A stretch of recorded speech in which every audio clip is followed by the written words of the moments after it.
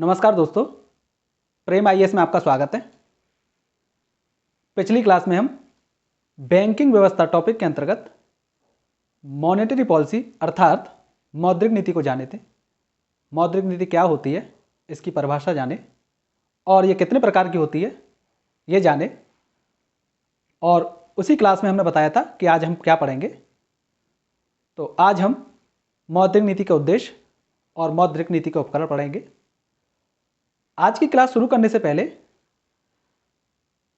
मैं सोच रहा हूं कि पिछली क्लास में हमने जो भी पढ़ा है उससे संबंधित एक दो क्वेश्चन कर लिए जाएं, और मैं समझता हूं आप भली भांति रूप से इनके उत्तर दे पाएंगे। और आप अपने उत्तर जो है कमेंट बॉक्स में कमेंट करके दे सकते हैं। तो मैं एक प्रश्न लिखता हूं, उसका आपको उत्तर देना है। वर्ष 2011 में ये प्रश्न पूछा गया था आईएएस की परीक्षा में। वर्ष 2011 में आईएएस की परीक्षा में यह क्वेश्चन पूछा गया था। तो क्वेश्चन था कि भारतीय रिजर्व बैंक अर्थात आरबीआई भारतीय रिजर्व बैंक के संदर्भ में, भारतीय रिजर्व बैंक के संबंध में निम्नलिखित कथनों पर विचार कीजिए। निम्नलिखित कथनों पर विचार कीजिए। तो करिए विचार कीजिए। पहला कथन है कि आरबीआई वह मौद्रिक नीति बनाता है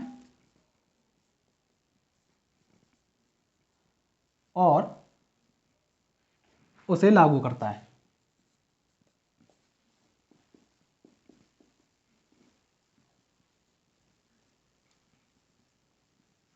पहला कथन, वह मौद्रिक नीति बनाता है और उसे लागू करता है। दूसरा कथन है कि वह केंद्र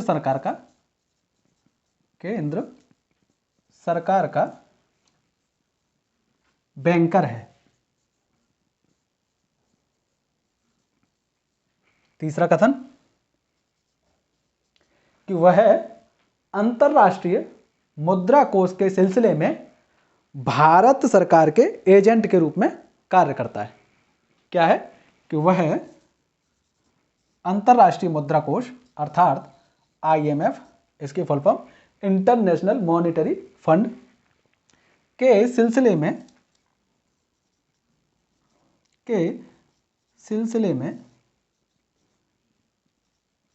में भारत सरकार के एजेंट के रूप में कार्य करता है। एजेंट के रूप में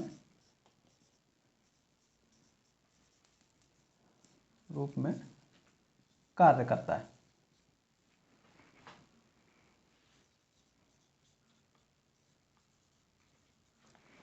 नंबर चौथा कथन है कि वह भारत सरकार के ऋणादान कार्यक्रम को संचालित करता है। क्या चीज? वह भारत सरकार के ऋणादान कार्यक्रम को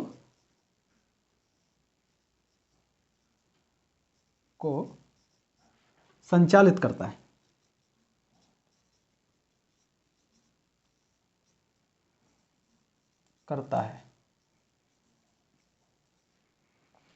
चारों कथन आप अच्छे से पढ़िए और सोचिए, विचार कीजिए। हमने ये सारी चीजें पिछली क्लास जो भी पढ़ाई थी उनमें सब बताया हुआ है। जिन्होंने ये पिछली क्लास देखी होंगी उनको कोई समस्या नहीं आएगी इसे करने में, और जिन्होंने नहीं देखी है वो पिछली क्लास देखें, उसके बाद इसका आंसर करें। मुझे उम्मीद है कि आप इसका आंसर दे पाओगे अगर क्लास देखी है तो उपरोक्त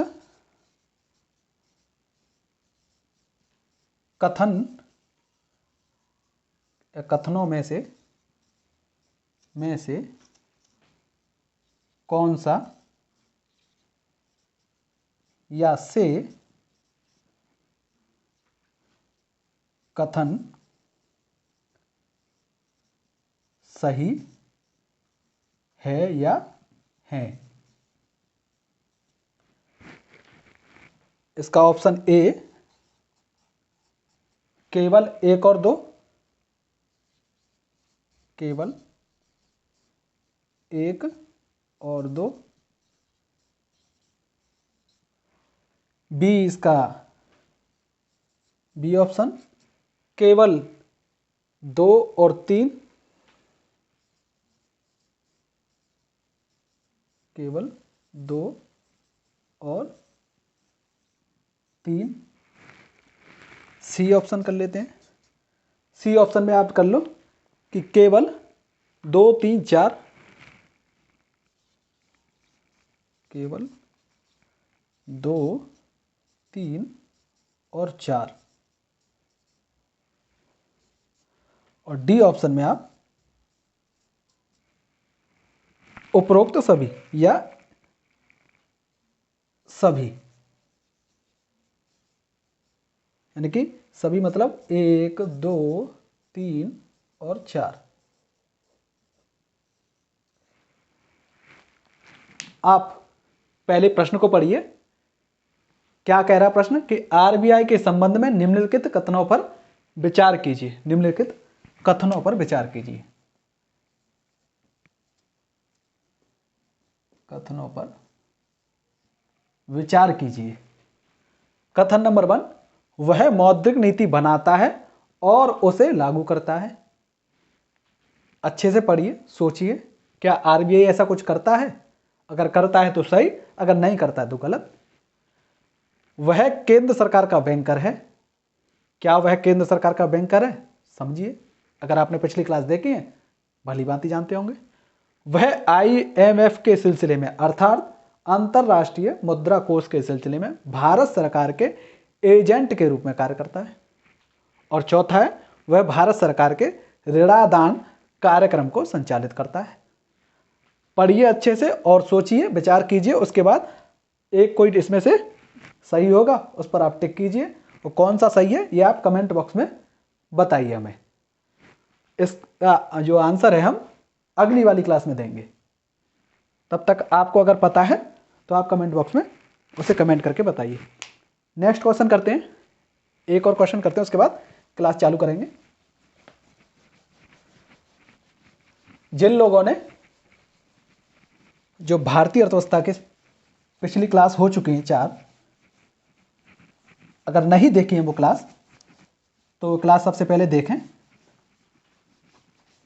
उसके बाद ये वाली क्लास देखें तो ये बहुत अच्छे से समझ में आएगी। नहीं तो हो सकता है कुछ लोगों के ऊपर से निकल जाए ये क्लास कि ये क्या है, कैसे है। तो इसलिए आप पहले वो वाली क्लास देखिए, उसके बाद ये देखिए। और अगर आप लोगों को हमारे द्वारा पढ़ाया गया समझ आ रहा है तो लाइक कर दीजिए वीडियो को, और कमेंट भी करिए, और दूसरे लोगों को शेयर भी कीजिए। तो नेक्स्ट क्वेश्चन करते हैं। नेक्स्ट क्वेश्चन है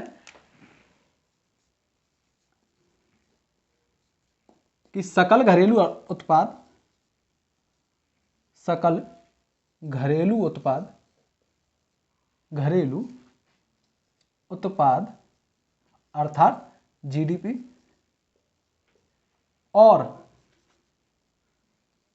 बेरोजगारी जैसे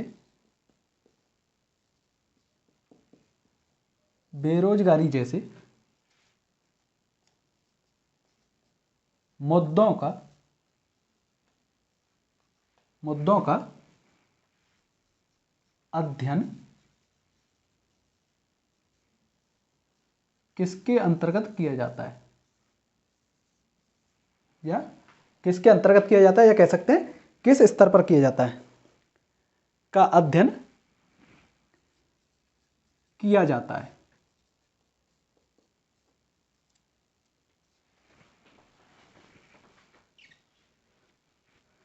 क्या कि सकल घरेलू उत्पाद अर्थात जीडीपी और बेरोजगारी जैसे मुद्दों का अध्ययन किया जाता है। किसमें?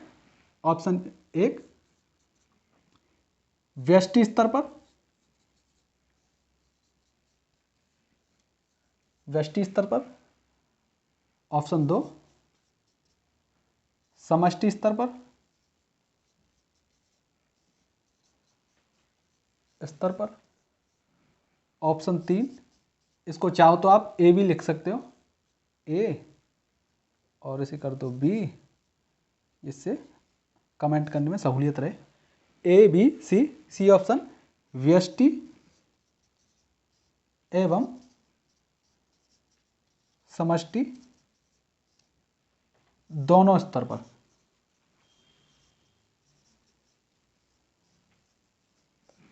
और ऑप्शन डी उपरोक्त में से कोई नहीं।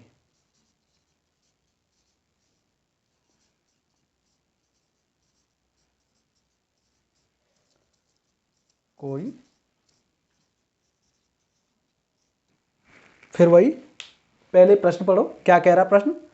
सकल घरेलू उत्पाद अर्थात जीडीपी और बेरोजगारी जैसे मुद्दों का अध्ययन किया जाता है, किस स्तर पर किया जाता है, ऐसा पूछना चाह रहा है वो आपसे।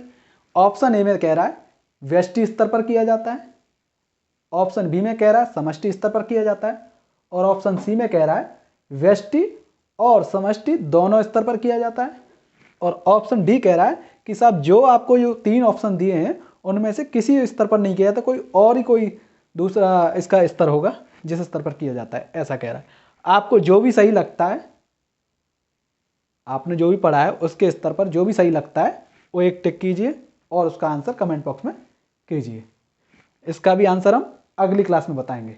और अगर आपने हमारी पुरानी क्लास देखी होंगी, पिछली क्लास देखी होंगी, तो इसका आंसर देने में आपको जरा सी भी कठिनाई नहीं होगी। तो शुरू करते हैं आज की क्लास। इसको मैं रफ कर देता हूं, आप पॉज करके लिख लेना।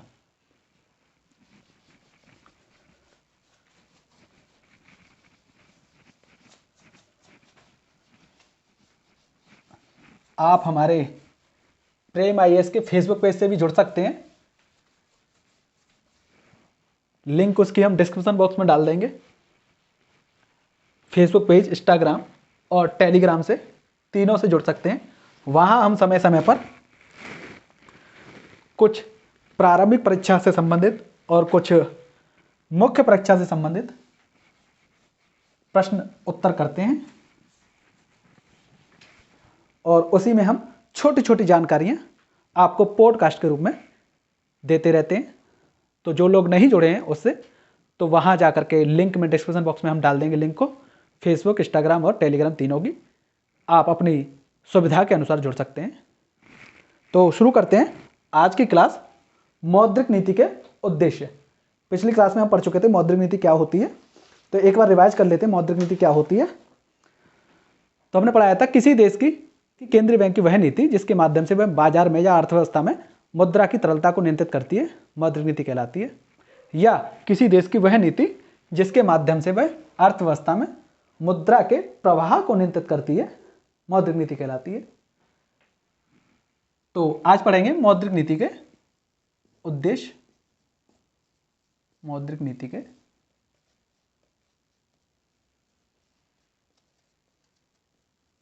उद्देश्य।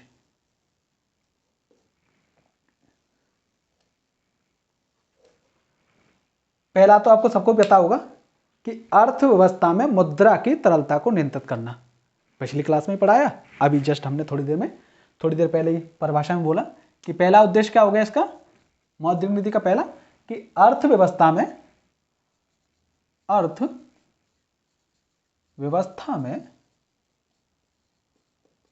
मुद्रा की तरलता को नियंत्रित करना, मुद्रा की तरलता को नियंत्रित करना, पहला उद्देश्य।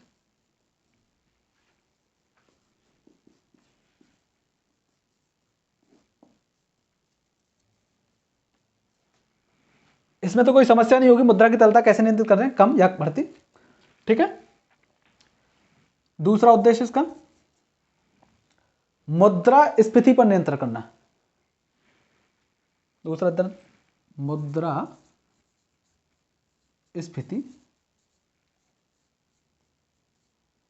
पर नियंत्रण करना, पर पर नियंत्रण करना या मुद्रास्फीति को नियंत्रित करना, ऐसे कर सकते हैं, को नियंत्रित करना। मुद्रास्फीति अर्थात साधारण भाषा में कहें तो महंगाई, महंगाई को नियंत्रित करना। तीसरा, औद्योगिक उत्पादन को प्रोत्साहन, औद्योगिक उत्पादन को प्रोत्साहित करना। ये सारी चीज बता चुके हैं हम पिछली क्लास में। प्रोत्साहित करना बताया ही था कि अर्थव्यवस्था में मुद्रा की तरलता को नियंत्रित करना कैसे करते हैं। अभी जस्ट आगे जो है हम मुद्रा या मौद्रिक नीति के उपकरण पढ़ेंगे, वहां इस बात को बहुत अच्छे से समझ पाओगे आप, ठीक है। हालांकि हम पिछली जब पढ़ाए थे, जब ये सारी चीज बता चुके हैं। औद्योगिक उत्पादन को कैसे प्रोत्साहित करेगी कि ब्याज दरों को कम कर दे अपनी, तो बैंक ज़्यादा से ज़्यादा ऋण लेंगे, ज़्यादा से ज़्यादा ऋण लेंगी तो आगे ज़्यादा से ज़्यादा ऋण देंगी, यानी सस्ते लोन देंगे। सस्ते लोन देंगे तो निवेशक जो है, जब लोन लेंगे तो निवेश अधिक करेंगे, निवेश अधिक करेंगे तो औद्योगिक उत्पादन बढ़ने की संभावना है, या औद्योगिक उत्पादन बढ़ सकता है। चौथा क्या कहते हैं साहब, कि साहब चौथा कहते हैं जो मुद्रास्फीति, ये इस मुद्रास्फीति और आर्थिक समृद्धि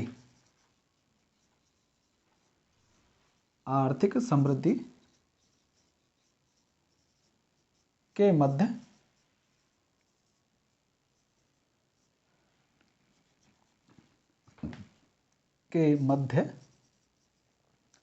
सामंजस्य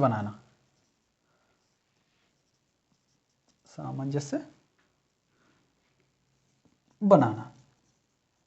मतलब क्या साहब, कि आर्थिक समृद्धि भी बढ़े और मुद्रास्फीति भी ज़्यादा ना बढ़े।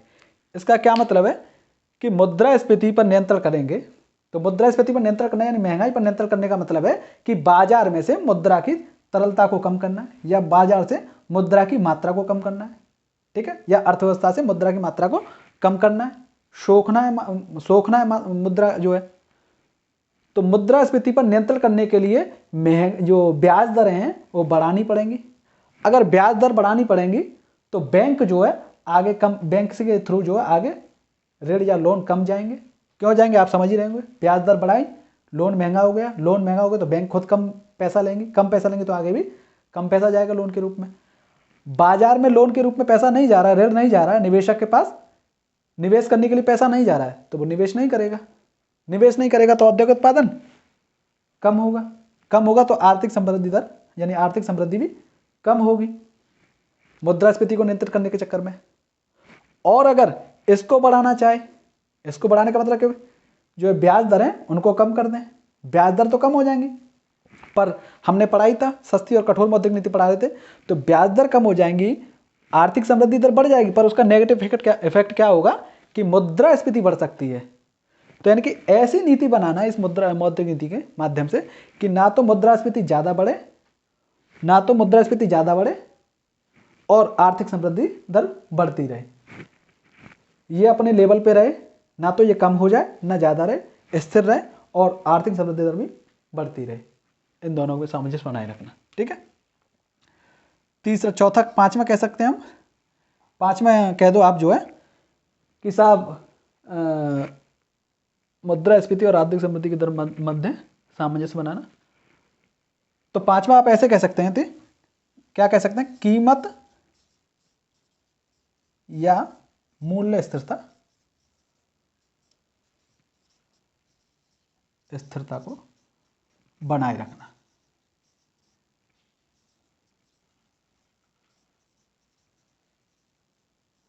एक ही बात है मुद्रास्फीति और इसको एक ही बात कह सकते हैं, यानी कीमत या मूल्य स्थिरता स्थिर रहे, ना तो ये ज़्यादा नीचे जाए ना ऊपर जाए, बीच में कहीं लाई करे, ठीक है। ये मौद्रिक नीति के उद्देश्य हैं। आप इन्हें अपनी कॉपी में या नोट्स बनाते टाइम इन्हें नोट डाउन कर लें, ठीक है। हाँ, हमसे कई लोगों ने प्रश्न किया है कि जो कार्यक्रम चल रहा है या जो क्लासें हैं ये क्या मेंस के लिए ही काम करेंगी क्या? प्रारंभिक परीक्षा में काम नहीं आएंगी क्या? नहीं, ऐसा कुछ नहीं है। ये प्रारंभिक परीक्षा और मुख्य परीक्षा दोनों के लिए उपयोगी है समान रूप से। ये प्री कम मेंस कह सकते हो इन क्लासों को। प्री कम मेंस यानी प्रारंभिक परीक्षा के लिए भी उपयोगी है और मुख्य परीक्षा के लिए भी उपयोगी है, दोनों के लिए उपयोगी है। आगे शुरू करते हैं हम मौद्रिक नीति के उपकरण। मौद्रिक नीति का उपकरण, उम्मीद कर रहा हूं आप सबको समझ में आ रही होगी क्लास, और जिनको कोई कन्फ्यूजन वगैरह रहता है क्लास करने के बाद भी, वो अपनी कमेंट बॉक्स में समस्या को लिख सकते हैं, या फिर इंस्टाग्राम जो हमने बताया इंस्टाग्राम पेज पर जाकर के वहाँ में डायरेक्ट मैसेज कर सकते हैं। अब तो हमने जो है व्हाट्सअप नंबर भी प्रोवाइड करा दिया है, टेलीग्राम चैनल में हमारे व्हाट्सअप नंबर पड़ा हुआ है, और साथ के साथ फेसबुक पेज और इंस्टाग्राम पेज पर भी हमने व्हाट्सअप नंबर को डाल रखा है। तो आप वहाँ से हमें सीधे व्हाट्सअप पर भी क्वेश्चन पूछ सकते हैं अगर जिनको कोई समस्या आ रही है। तो अन्य कोई समस्या है पढ़ाई को लेकर के तो वो भी पूछ सकते हैं। तो आगे हम पढ़ेंगे मौद्रिक नीति के उपकरण। मौद्रिक नीति के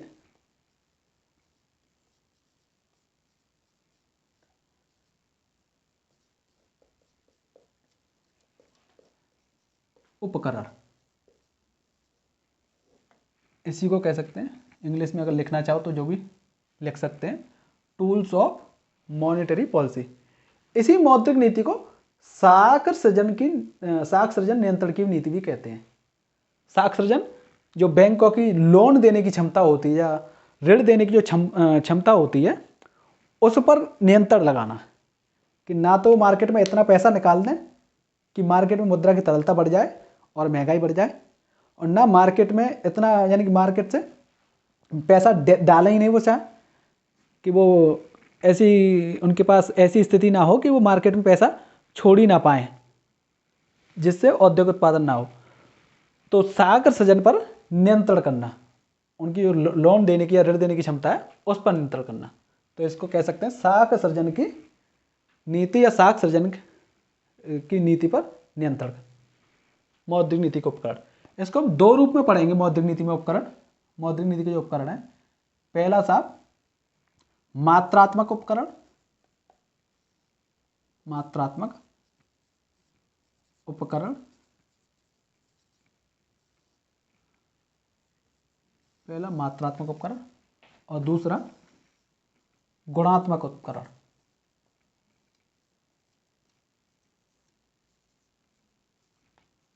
उपकरण मात्रात्मक उपकरण में क्या होता है कि इन उपकरण के तहत या इन उपकरण की सहायता से आरबीआई या कोई भी केंद्रीय बैंक अर्थव्यवस्था में केवल मुद्रा की मात्रा को नियंत्रित करती है, कि कितने परसेंट में या कितना मार्केट में मुद्रा जानी चाहिए और कितनी नहीं जानी चाहिए। और यहाँ मात्रात्मक यानी जो यहाँ पर क्या है कि केवल मुद्रा की मात्रा को नियंत्रित कर रही है, किसके माध्यम से? मात्रात्मक उपकरण के माध्यम से। लेकिन यहाँ पर क्या करती है, मुद्रा की मात्रा के साथ साथ क्या करती है, इसके उपयोग को भी नियंत्रित करती है। क्या बात समझ में आई? कि यहाँ पर कहाँ पर जो पैसा जा रहा है वो कहाँ पर जाना चाहिए, किस क्षेत्र में जाना चाहिए, कौन सी जगह पर जाना चाहिए, उस उपयोग को भी या उसके उद्देश्य को भी नियंत्रित कर रही है। यानी कि इसका मतलब हुआ कि अवांछित क्षेत्रों में पैसा जाने से इसके माध्यम से रोकती है, या वांछित क्षेत्रों में पैसा जाना चाहिए, जहां पैसे की वास्तविक जरूरत है वहां जाना चाहिए। तो ये काम करते हैं वो गुणात्मक उपकरण के माध्यम से। ठीक है, तो इसके अंतर्गत हम पढ़ेंगे, पहला पढ़ेंगे LAF, लिक्विडिटी एडजस्टमेंट फैसिलिटी। पहला उपकरण क्या है इसके अंतर्गत, मात्रात्मक उपकरण के अंतर्गत LAF, जिसकी शॉर्ट फॉर्म है लिक्विडिटी एडजस्टमेंट फैसिलिटी, जिसको हिंदी में कहते हैं तरलता समायोजन सुविधा। तरलता समायोजन सुविधा, लिक्विडिटी माने तरलता, एडजस्टमेंट माने समायोजन, और फैसिलिटी माने सुविधा। लिक्विडिटी एडजस्टमेंट फैसिलिटी के अंतर्गत दो उपकरण होते हैं। पहला रेपो रेट और दूसरा होता है रिवर्स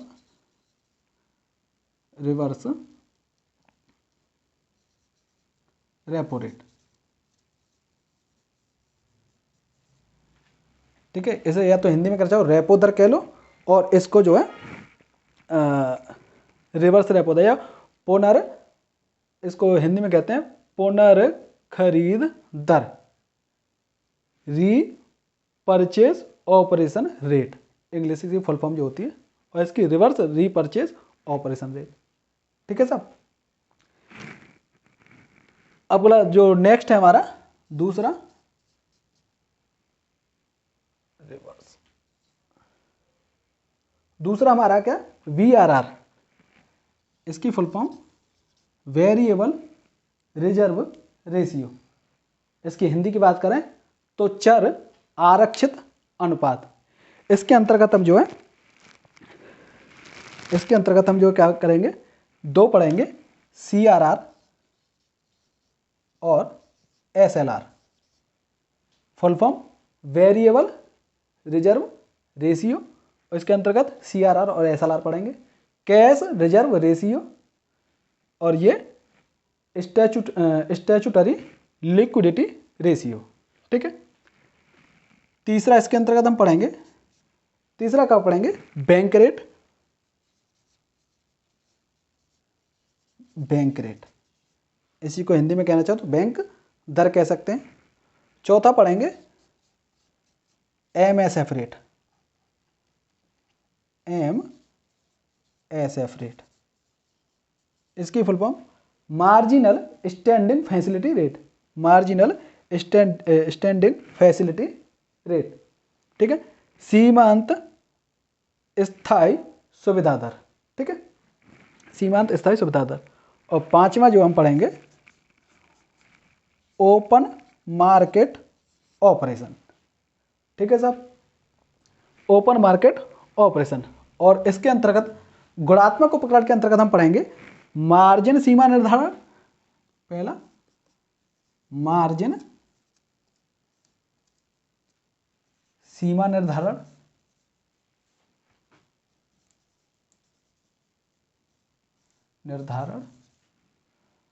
दूसरा पढ़ेंगे इसके अंतर्गत नैतिक दबाव या साख राशनिंग कह दो, साख राशनिंग, दूसरा साख राशनिंग पढ़ लेते हैं, साख राशनिंग। तीसरा नैतिक दबाव,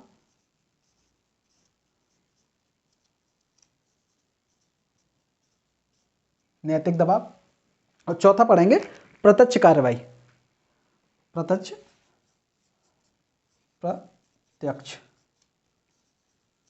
कार्रवाई।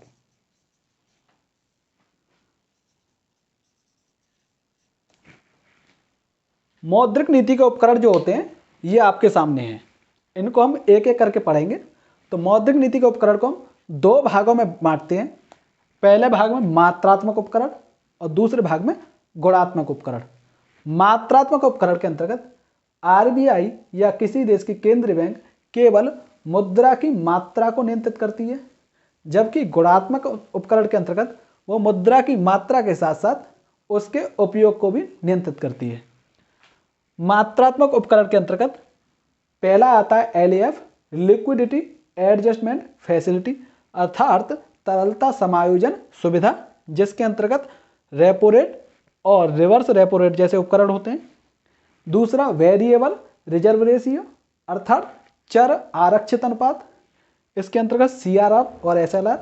CRR की full form cash reserve ratio, जिसको हम जो हिंदी में कहना चाहें तो कैश नकद आरक्षित अनुपात।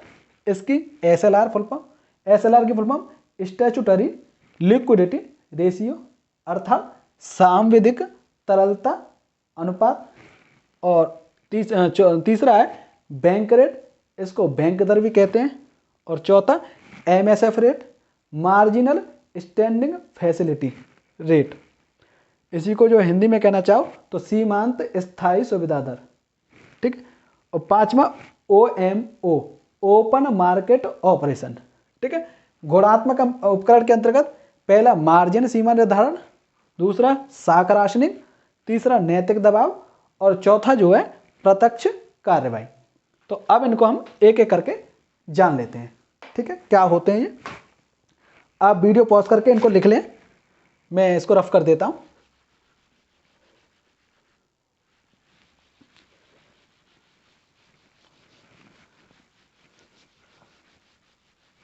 आपको क्लास कैसी लग रही है वो आप कमेंट बॉक्स में कमेंट करके बताते रहें,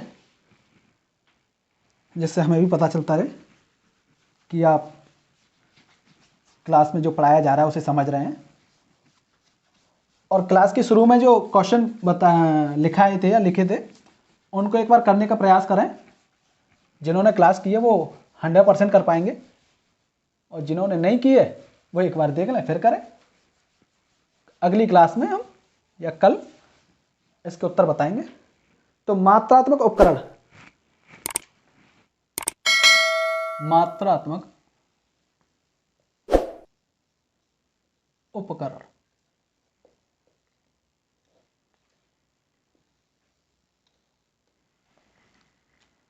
मात्रात्मक उपकरण क्या होता है बताया था अभी हमने कि मात्रात्मक उपकरण के अंतर्गत आरबीआई अर्थव्यवस्था में केवल मुद्रा की मात्रा को नियंत्रित करता है, या मुद्रा की मात्रा को नियंत्रित करने का प्रयास करता है, ना कि उसके उद्देश्य एवं उपयोग को। ठीक है, कि मात्रा, इतनी बात समझ में आ गई। या कहें कि अर्थात मात्रात्मक उपकरण की सहायता से आरबीआई प्रत्यक्ष रूप से यानी डायरेक्टली, मात्रात्मक उपकरण के अंतर्गत आरबीआई प्रत्यक्ष रूप से मुद्रा की आपूर्ति को नियंत्रित करने का प्रयास करता है, या मुद्रा की आपूर्ति को नियंत्रित करता है। परिणाम स्वरूप क्या होता है, मुद्रास्फीति और आर्थिक समृद्धि के मध्य सामंजस्य बनाए रखा जा सकता है। किसके माध्यम से, मात्रात्मक उपकरण के माध्यम से। ठीक है, तो इसके अंतर्गत पहला क्या था, एलएएफ, जो हमने लिखा ही था, LAF liquidity adjustment facility. Hindi लिखना चाहें तो तरलता समायोजन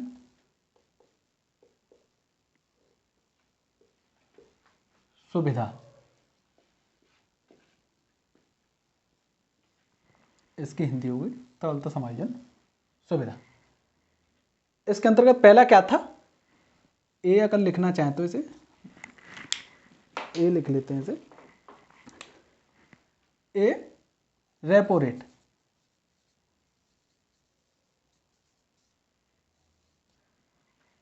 क्या होता समझते हैं इसे, कि वह ब्याज दर, रेपो रेट, रेट माने दर, तो वह ब्याज दर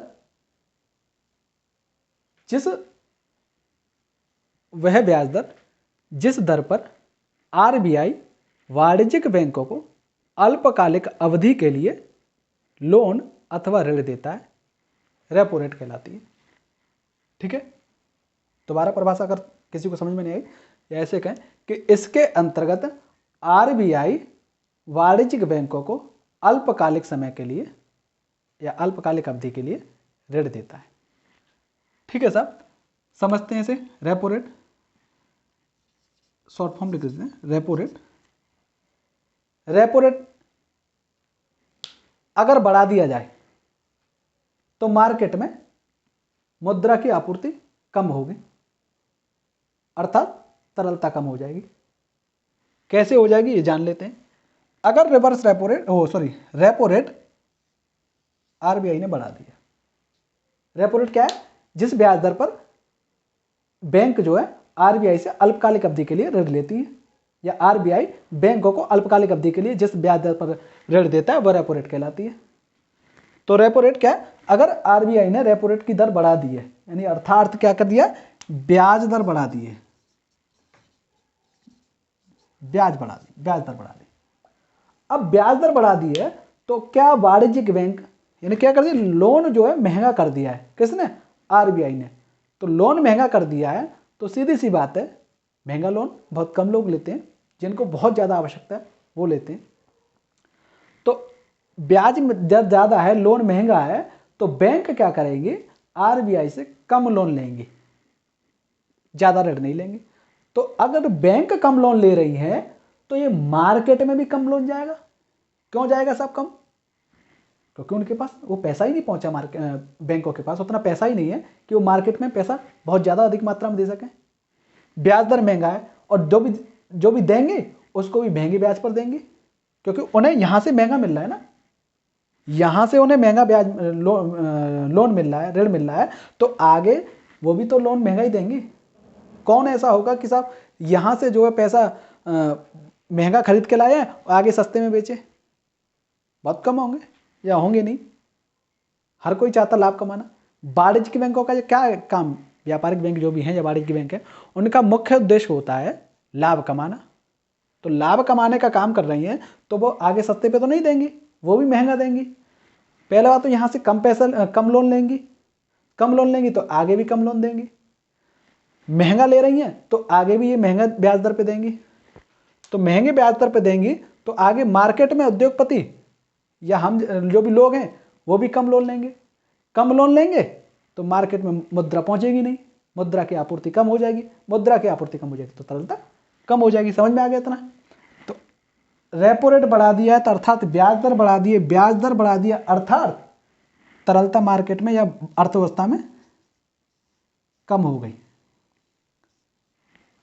तरलता कम हो जाएगी तो महंगाई भी नियंत्रित हो जाएगी। कैसे हो जाएगी महंगाई नियंत्रित? बताइए तो, कि आपकी जेब में पैसा ही नहीं है, खरीदने के लिए पैसा नहीं है और मार्केट में सामान आ जाता है, बहुत ज़्यादा प्रोडक्ट है, प्रोडक्शन, तो लोगों की क्रय शक्ति नहीं, परचेजिंग पावर ही नहीं, तो खरीदेंगे क्या? तो लोग क्या करेंगे, अपना माल बेचने के लिए उनके पैसे गिराएंगे, कीमत कम करेंगे तो मुद्रास्फीति अर्थात महंगाई नियंत्रित हो जाएगी। तो मुद्रास्फीति नियंत्रित हो जाएगी।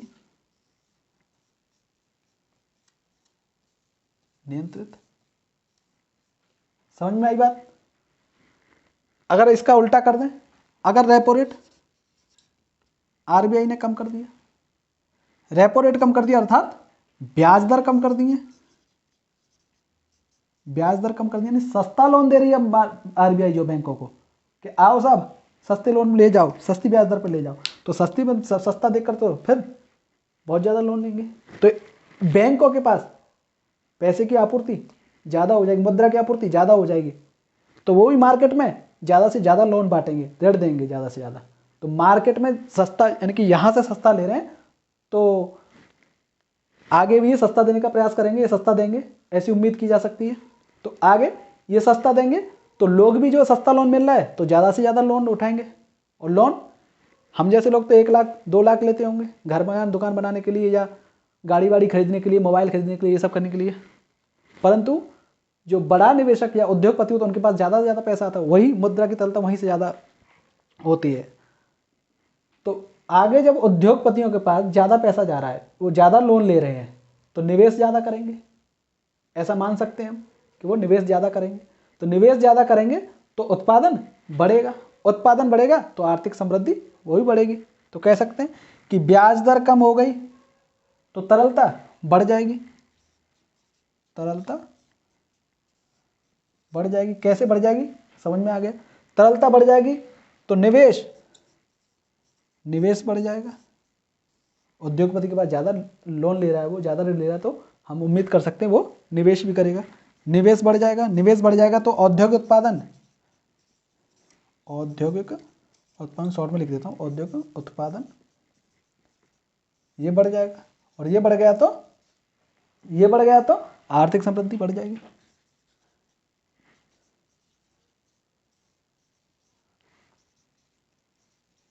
आर्थिक समृद्धि बढ़ने के चांस है। यहां भी कहते हैं मात्रक उपकरण के अंतर्गत क्या करती है, यह हमने बताया था, मौद्रिक नीति का उद्देश्य बता रहे थे, तो वहां पर क्या करते हैं, औद्योगिक उत्पादन को बढ़ावा या प्रोत्साहन देने के लिए। तो यह दिख रहा है, इतनी बात आपको समझ में आ गई होगी, ठीक है। तो यहां एक लाइन लिख सकते हैं कि अगर रेपो रेट बढ़ा देती है अगर आरबीआई, तो तरलता कम हो जाएगी, तरलता कम, और अगर रेपो रेट को कम कर देती है तो तरलता बढ़ जाएगी अर्थव्यवस्था में। इसको ब्रैकेट में बंद कर देते हैं। तो अगर आपसे कोई पूछे कि आरबीआई ने रेपो रेट को कम किया है तो मार्केट में तरलता क्या होगी, बढ़ेगी या घटेगी, उत्तर दे दोगे आप। अगर आरबीआई ने रेपो रेट को बढ़ा दिया है तो मार्केट में तरलता घटेगी या बढ़ेगी, उत्तर दे दोगे आप। अगर आरबीआई ने रेपो रेट बढ़ा दिया है तो औद्योगिक उत्पादन कम होगा या ज़्यादा होगा, बता दोगे आप। मुद्रास्फीति कम होगी या ज़्यादा होगी, बता दोगे आप। ठीक है, इतनी बात समझ में आ गई।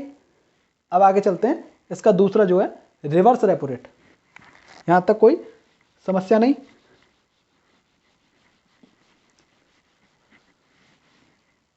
रिवर्स रेपो रेट,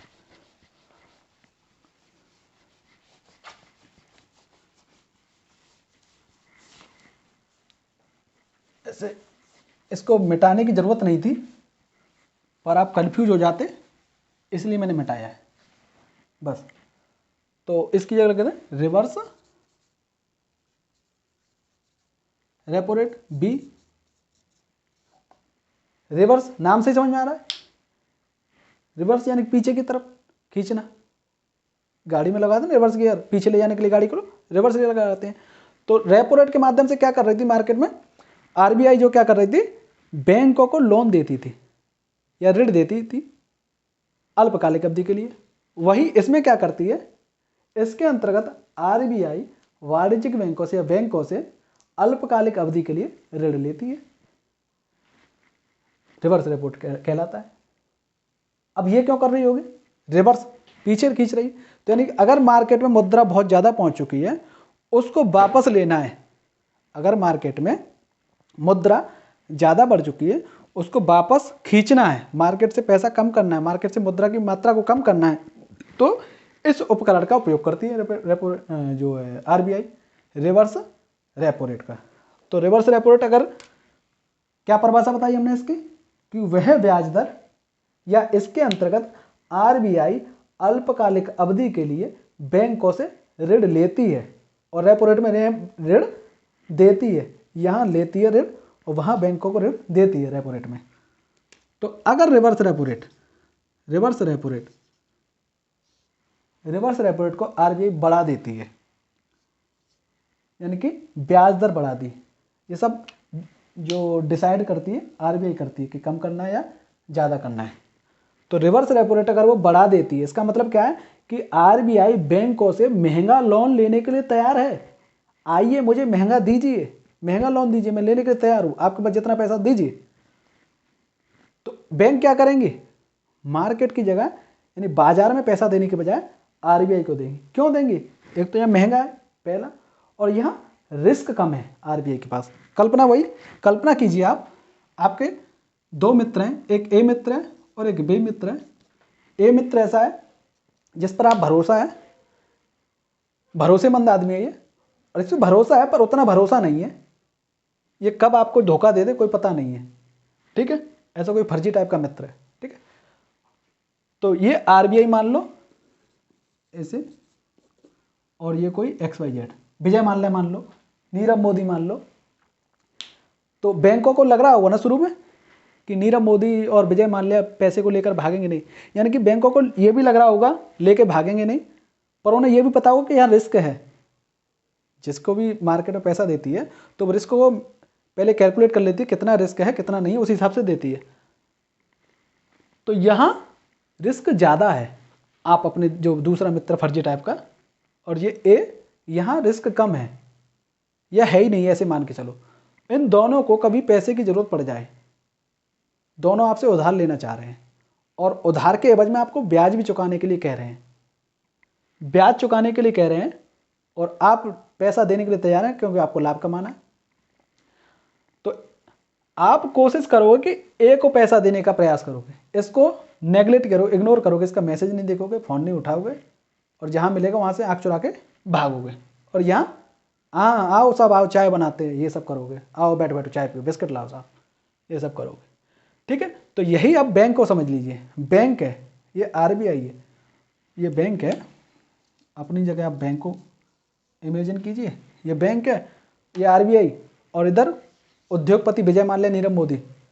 तो बैंक क्या करेगी, इधर देने का प्रयास करेगी ना पैसा, और ये महंगा भी लेने के लिए तैयार है। महंगा लेने तो यहाँ से पैसा इधर देगी और मार्केट में नहीं देगी पैसा, मार्केट में पैसा नहीं दे रही है। तो मार्केट में पैसा नहीं जा रहा है तो अर्थात मुद्रा नहीं पहुंच रही, तो मुद्रा की तरलता कम हो जाएगी, तरलता कम हो जाएगी। तो समझ में आ गई साहब बात कि आरबीआई ने रिवर्स रेपो रेट जो है बढ़ा दी है, यानी कि महंगा लोन लेने के लिए तैयार है, ऋण लेने के तैयार है, अर्थात ब्याज दर बढ़ा दी है इसने। तो बैंक क्या करेंगे, पैसे को मार्केट की देने के बजाय आरबीआई को देंगे, आरबीआई को देंगे तो मार्केट में तरलता कम हो जाएगी। तो तरलता कम हो जाएगी, तरलता कम हो गई तो मुद्रास्फीति यानी महंगाई नियंत्रित हो जाएगी। अभी बताएं, मुद्रा स्फीति नियंत्रण, ऐसे करो, नियंत्रित हो गई, ठीक है। और वहीं रिवर्स रेपो रेट को कम कर दे, यानी अब सस्ता लोन ले रही है। अब सस्ता क्यों ले रही है कि वो नहीं चाह रही कि मेरी तरफ पैसा आए, वो चाह रही कि मार्केट में ये पैसा जाए, मार्केट में आवश्यकता तरलता बढ़ाने की। तो आरबीआई मार्केट में तरलता बढ़ाना चाह रही है, तो अपनी तरफ पैसा ना लेकर के वो चाह रही है कि मार्केट में पैसा जाए। तो इन्होंने क्या किया, आरबीआई ने लोन सस्ती कर दी, और इधर जो है बैंक अब इसे ना दे करके बाजार में देंगे। क्यों देंगे, क्योंकि वो लाभ के लिए काम करते हैं बैंक। वाणिज्यिक बैंक जो है, व्यापारिक बैंक, पब्लिक सेक्टर को छोड़ दें तो व्यापारिक बैंक जो है, वाणिज्यिक बैंक जो प्राइवेट है, वो लाभ के लिए काम करें, उनका मुख्य उद्देश्य लाभ कमाना है। तो लाभ कमाना है तो यहाँ पर तो ब्याज कम मिल रही है, मार्केट में ब्याज ज़्यादा मिल रही होगी ऐसा मान, तो मार्केट में देने का प्रयास करेंगे। हालांकि वहाँ रिस्क है, और जहाँ रिस्क है वहाँ इश्क है। अपने हर्षद मेहता जी कह गए हैं, रिस्क है तो इश्क है। तो ये इस रिस्क के साथ इसका करना चाहेंगे, ना कि इसके साथ इसका करना चाहेंगे। यहाँ कम मिल रहा है तो आपको भी इसको वहीं करना चाहिए जहाँ फ़ायदा मिले, जहाँ नुकसान हो वहाँ इश्क मत करो, ठीक है साहब। तो रिवर्स रेपो रेट कम किया, अर्थात ब्याज दर कम कर दिए साहब। ब्याज दर कम कर दिए तो तरलता बढ़ जाएगी, मार्केट में पैसा ज़्यादा पहुँचेगा। कैसे पहुँचेगा बता दिया, समझा दिया। तरलता बढ़ गई है, तरलता बढ़ गई तो औद्योगिक उत्पादन बढ़ जाएगा, औद्योगिक उत्पादन बढ़ जाएगा। औद्योगिक उत्पादन बढ़ा तो आर्थिक समृद्धि बढ़ेगी, आर्थिक समृद्धि बढ़ जाएगी। बात समझ में आ गई इतनी, कोई समस्या नहीं होगी यहाँ तक। और इसको ऐसे लिख लें कि अगर रिवर्स रेपो रेट 3R बनाना चाहो तो 3R बढ़ा, रिवर्स रेपो रेट बढ़ा दिया है, अगर बढ़ा दिया तो मार्केट में तरलता कम हो जाएगी, तरलता कम हो जाएगी। कैसे हो जाएगी इसको देख लेना। इधर रिवर्स रेपो रेट घटा दिया है तो तरलता बढ़ जाएगी। कैसे बढ़ जाएगी, ये ना, इसको ब्रैकेट बंद कर। आप ये सारा अपने नोट्स में लिखते जाना, वीडियो पॉज करके, अगर मेरी स्पीड ज़्यादा हो तो वीडियो पॉज करके या स्लो करके आप लिखते जाना, यही नोट्स बनाने का तरीका है, ठीक है। अगर आपसे कोई पूछे कि अगर आरबीआई ने रिवर्स रेपो रेट को बढ़ा दिया तो मार्केट में तरलता कम होगी या ज़्यादा होगी, तो आप बता पाओगे, भली बात ही बता पाओगे, देख लो। और वही आपसे पूछे कोई कि आरबीआई ने इस बार जो है रिवर्स रेपो रेट को कम कर दिया है, तो कम कर दिया तो मार्केट में तरलता बढ़ जाएगी या घट जाएगी, इसका आपसे उत्तर पूछे तुरंत बता दोगे। और मुद्रास्फीति कैसे नियंत्रित होगी, कैसे नहीं होगी, औद्योगिक उत्पादन कैसे बढ़ेगा, कैसे नहीं बढ़ेगा, ये आप इस फ्लो चार्ट के माध्यम से बता सकते हो भली बातें, ठीक है। तो आपके LAF अर्थात लिक्विडिटी एडजस्टमेंट फैसिलिटी के अंतर्गत दो उपकरण थे, रेपो रेट और रिवर्स रेपो रेट क्या क्या होते हैं बता ही दिया। तो इसके अंतर्गत LAF के अंतर्गत आरबीआई अर्थव्यवस्था में अल्पकालिक अवधि के लिए तरलता को नियंत्रित करने का प्रयास करता है, या अल्पकालिक तरलता को नियंत्रित करने का प्रयास करता है। उसके अंतर्गत दो थे, रिवर्स रेपो रेट वह दर, या इसके अंतर्गत आरबीआई या इस दर पर आरबीआई व्यापारिक बैंकों को या बैंकों को ऋण देता है, जिस दर पर वह दर जो है रेपो रेट कहलाती है। रिवर्स रेपो रेट वह ब्याज दर जिस दर पर आरबीआई बैंकों से अथवा व्यापारिक या वाणिज्यिक बैंकों से लोन लेता है, ऋण लेता है, रिवर्स रेपो रेट कहलाती है। रिवर्स रेपो रेट के माध्यम से आरबीआई मार्केट से या बाजार से या अर्थव्यवस्था से मुद्रा को सोखने का काम करती है, यानी स्पंज का काम करती है। जब मार्केट में बहुत ज़्यादा तरलता हो गई तो उसे सोखने का काम कर रही है, किसके माध्यम से? रिवर्स रेपो रेट के माध्यम से। क्या कर दे? रिवर्स रेपो रेट को बढ़ा दे, मार्केट से पैसा खींच लेगी। ठीक है, अब नेक्स्ट करते हैं अगला जो है वीआरआर, वेरिएबल रिजर्व रेशियो, चर आरक्षित अनुपात, जिसके अंतर्गत दो थे, सीआरआर और एसएलआर। सीआरआर की full form cash reserve ratio और एसएलआर की full form statutory reserve ratio.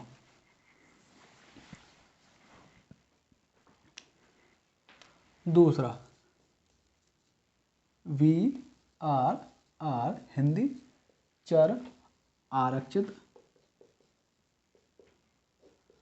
अनुपात।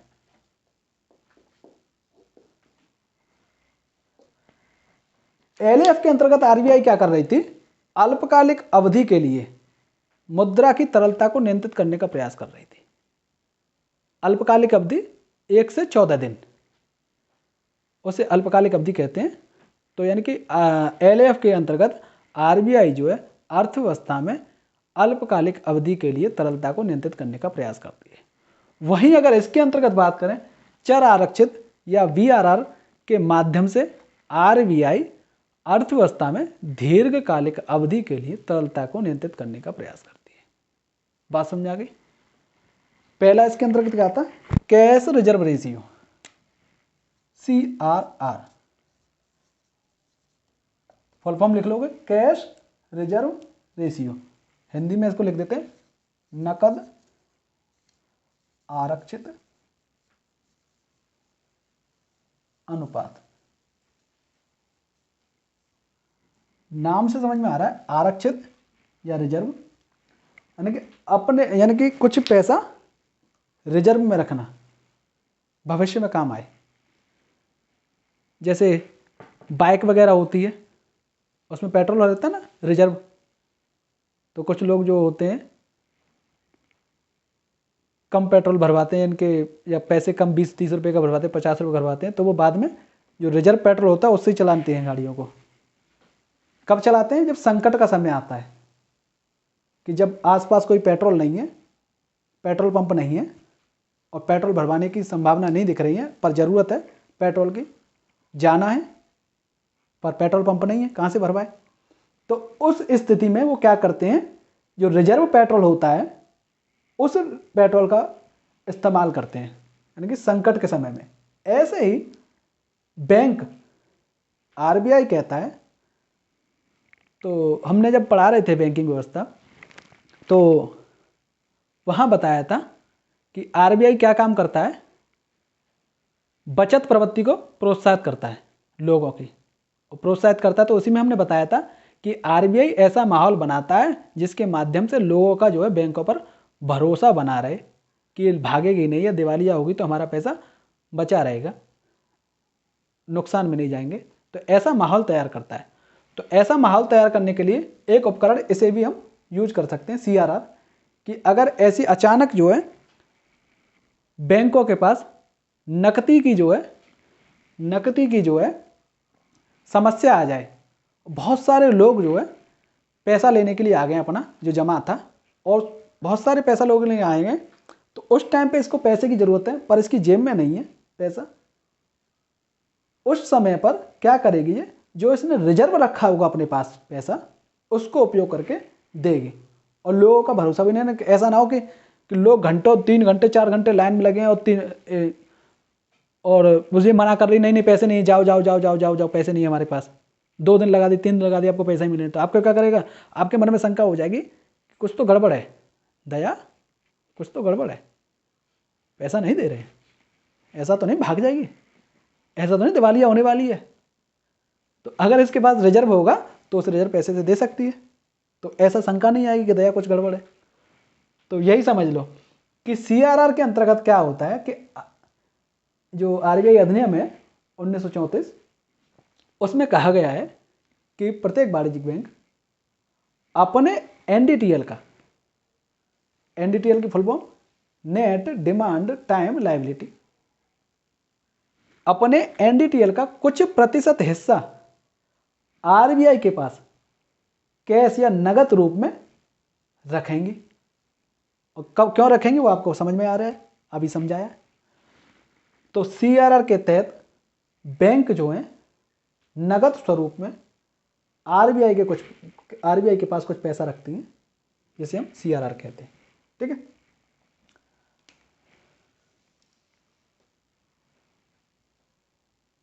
तो बात समझ में आ रही है। CRR में क्या करते हैं, बैंक जो है RBI के पास कैश में, दिख ही नहीं रहा वो, ये क्या लिख रहे हैं, चीटा जैसे, हाँ, कैश में कुछ पैसा रखती है RBI के पास। मान के चलो आपके पास 100 रुपये हैं, 100 रुपये पहले खर्च करने के लिए थे, और आपसे आपकी सीनियर अथॉरिटी अर्थात आपके पिताजी कह दें कि साहब आप जो है इसमें से केवल 90 रुपये खर्च करोगे, बाकी 10 रुपये संकट के लिए रखो, या कह दें 20 रुपये खर्च करोगे, बाकी 80 रुपये खर्च करोगे, बाकी 20 रुपये आप अपने पास रखो, वो खर्च नहीं करने। कब तक नहीं खर्च करने, जब तक हम नहीं कहते तब तक खर्च नहीं करने। और वो आपको अपने पास नहीं रखने, वो पैसे 20 रुपये हमें दो, हम अपनी जेब में रखेंगे। जब आपको बहुत अति आवश्यक हो तभी हमसे मांगे पैसे, तब हम आपको वो देंगे संकट के समय में। तो आपके पास पहले 100 रुपये खर्च करने का, 100 रुपये खर्च करने की शक्ति थी, 100 रुपये थे आपके पास खर्च करने के लिए। पर आपके पिताजी ने क्या किया, उसमें से कह दिया कि साहब आप इसमें से केवल 90 रुपये खर्च करोगे, बाकी 10 रुपये आप हमें दीजिए, हम रखेंगे अपने पास, ये आपका पैसा रिजर्व है हमारे पास, आरक्षित कर दिया हमने। तो अब आपके पास जो शक्ति, क्रय शक्ति है, या जो आपकी खरीदने के खर्च करने की शक्ति थी, वो कम हो गई 10 रुपये। अब आपके पास केवल 90 रुपये बचे। पहले 100 रुपये खर्च कर सकते थे, पर पिताजी ने कह दिया नहीं, 10 रुपये आप हमें दीजिए, अब आप केवल 90 रुपये खर्च करेंगे। तो आपकी जो खर्च करने की क्षमता थी वो कम हो गई, यानी आप मार्केट में कम पैसा खर्च कर रहे हो, 10 रुपये कम कर रहे हो। पहले जहाँ 100 रुपये खर्च करते अब 90 रुपये कर रहे हो, यानी आप पहले 100 रुपये के रूप में तरलता बढ़ाने का काम करते, अब 90 रुपये के रूप में कर रहे हो, तो तरलता कम हो रही है ना। वहीं पिताजी आपसे कह दें आपके कि अब आप 95 रुपये खर्च कर सकते हैं, 5 रुपये केवल हमारे पास रखो, तो देख रहे हो आपकी तरलता बढ़ा दी है। यहाँ तरलता कम कर दी थी ना, यहाँ आपकी 5 रुपये तरलता बढ़ा दी, अर्थात मार्केट में तरलता बढ़ा दी, क्योंकि आप अंततः ये पैसा खर्च तो मार्केट में ही करोगे ना। तो ऐसे ही RBI इन बैंकों से कहता है आप कुछ प्रतिशत पैसा, वो समय समय पर बदलता रहता है, इस परसेंटेज को वो हमें याद नहीं करनी है कितना करता है, कैसे नहीं करता है, शायद 4.25% होगी, पता नहीं, वो याद करने की आवश्यकता नहीं, कोई नहीं पूछता। ठीक है, क्योंकि वो हर 3 महीने बाद चेंज होती रहती हैं। तो RBI क्या करता है कि इनसे कहता है कि अपने NDTL का, नेट डिमांड टाइम लायबिलिटी का कुछ प्रतिशत हिस्सा RBI के पास कैश के रूप में रिजर्व रखना पड़ता है बैंकों को। तो अगर RBI, वहीं यहाँ से समझ लो इस उदाहरण से, अगर RBI CRR बढ़ा दे, अगर RBI CRR को बढ़ा दे, कैश रिजर्व रेशियो को बढ़ा दे, यानी कि जहाँ पहले इन्हें अपने 1% रखना होता तो मान के चलो RBI के पास, अब 2% कर दिया कि 2% रखो, यानी अब इनकी जो क्षमता थी खर्च करने की, वो क्षमता कम कर रहा है मार्केट में। तो इसे कहते हैं आप साख सृजन करने की क्षमता कम हो जाएगी। बैंक क्या करती है, लोन देने का काम करती है ना मार्केट में, जो लोन देती है, इस जो नीति होती है, इसको जो पॉलिसी होती है, साख सृजन कहते हैं, उसे साख सृजन करने की नीति। तो साख जो 100 रुपये से वो कई गुना लोन मार सकते हैं, 100 रुपये से 1000 तक का लोन मार सकती हैं वो 100 रुपये से। तो ये साख सृजन कहते हैं इस चीज़ को। तो अब RBI ने क्या किया है, इनसे कह दिया कि आप CRR के रूप में इतना प्रतिशत पैसा रखें हमारे पास, यानी CRR बढ़ा दिया है। तो इनकी लोन देने की क्षमता कम हो जाएगी, ऋण देने की कैपेसिटी कम हो जाएगी, लोन कैपेसिटी इनकी कम हो जाएगी, मार्केट में कम पैसा दे पाएंगे, क्योंकि इधर CRR के रूप में इन्होंने पैसा रखवा लिया RBI ने, तो मार्केट में कम पैसा दे पाएंगे। तो अर्थात CRR बढ़ा दिया है, बैंकों के पास पैसा कम हो जाएगा, अर्थात तरलता कम हो जाएगी, और तरलता कम हो जाएगी तो बाकी सारे फैक्टर वही आपको याद करने, मुद्रास्फीति नियंत्रित हो जाएगी, मुद्रास्फीति नियंत्रित हो जाएगी। और वहीं CRR को कम कर दे, पहले इन्हें मान के चलो 100 रुपये में से 20 रुपये रखने पड़ रहे थे, अब मात्र 10 रुपये रखने पड़ रहे हैं। CRR को अगर कम कर दें, पहले जहाँ 20 रुपये रखने पड़ रहे थे यहाँ अब 10 रुपये रखने पड़ रहे हैं। पहले 80 रुपये की क्षमता थी इनको लोन बांटने की, अब 90 रुपये हो गई। तो यानी मार्केट में अब तरलता बढ़ जाएगी, क्योंकि इनके पास पैसा थोड़ा और आ गया है, तो तरलता बढ़ जाएगी। CRR अगर कम कर दे तो मार्केट में तरलता बढ़ जाएगी, तरलता बढ़ जाएगी तो वही मार्केट में पैसा ज़्यादा तो निवेश ज़्यादा होगा, निवेश ज़्यादा होगा तो औद्योगिक उत्पादन होगा, औद्योगिक उत्पादन होगा तो आर्थिक समृद्धि होगी। यहाँ तक समझ में आ गई बात? तो इसको ऐसे लिख दें यहाँ पर, CRR अगर बढ़ा देते हैं तो तरलता कम, और CRR घटा देते हैं, अगर RBI CRR को कम कर देती है तो तरलता बढ़ जाएगी। कोई समस्या यहाँ तक नहीं है? तो CRR के माध्यम से आप कह सकते हैं कि मुद्रास्फीति को नियंत्रित कर सकती है RBI, यानी CRR को मुद्रास्फीति को नियंत्रित करने के रूप में उपयोग किया जा सकता है। दूसरी भाषा में CRR को तरलता नियंत्रित करने के रूप में, तरलता को नियंत्रित करने के उपकरण के रूप में यूज किया जा सकता है CRR। इसको आप लैंग्वेज में भी ऐसे लिखना है कि CRR वह अनुपात जो बैंकों को अपने NDTL का कुछ प्रतिशत RBI के पास रखना पड़ता है, वो भी नकद में, नाम से ही पता है नकद, कैश में रखना पड़ता है, ना तो सोने में ना किसी प्रतिभूति या सिक्योरिटी के रूप में, कैश में रखना पड़ता है। दूसरा पढ़ते हैं SLR।